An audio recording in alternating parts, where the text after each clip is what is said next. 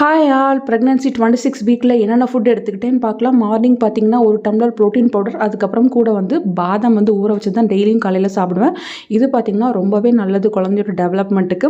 Sugar போடாமல் தான் வந்து நான் பால் வந்து குடிப்பேன். மார்னிங் பிரேக்ஃபாஸ்ட்டுக்கு சம்பா கோதுமை ரவை உப்புமா தான் பண்ணியிருந்தேன். கேரட் பீன்ஸ்லாம் போட்டு கொஞ்சம் சட்னி வச்சு சாப்பிட்டுக்கிட்டேன். இந்த ப்ரெக்னன்சியில் ரொம்ப பிடிச்ச ஃபுட்டுனா இப்போ இந்த சம்பா கோதுமை ரவை தான்.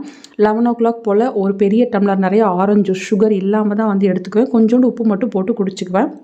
லஞ்சு பார்த்திங்கன்னா சண்டேனால மட்டன் குழம்பு, சிக்கன் கிரேவி. ஸோ ரைஸ் பார்த்திங்கன்னா கொஞ்சமாக தான் எடுத்துக்க சொல்லியிருக்காங்க. என்ன வெஜிடபிள்ஸ் நிறைய எடுத்துக்கோங்க, ரைஸ் கொஞ்சமாக எடுத்துக்கிட்டால் போதும்னு சொல்லியிருக்காங்க. ஸோ நான் 1 கப் ரைஸ் தான் சாப்பிடுவேன். 4:30 போல் கொஞ்சம் மட்டன் சூப், அதுக்கப்புறம் ஒயிட் சுண்டல் ஊற வச்சு அதை தான் வந்து சாப்பிட்டுக்கிட்டேன். ஒரு 6 o'clock போல் அகைன் வந்து ப்ரோட்டீன் பவுடர் சுகர் இல்லாமல் வெறும் ப்ரோட்டீன் பவுடர் மட்டும் போட்டு ஒரு டம்ளர் பால் வந்து குடிச்சிக்கிட்டேன்.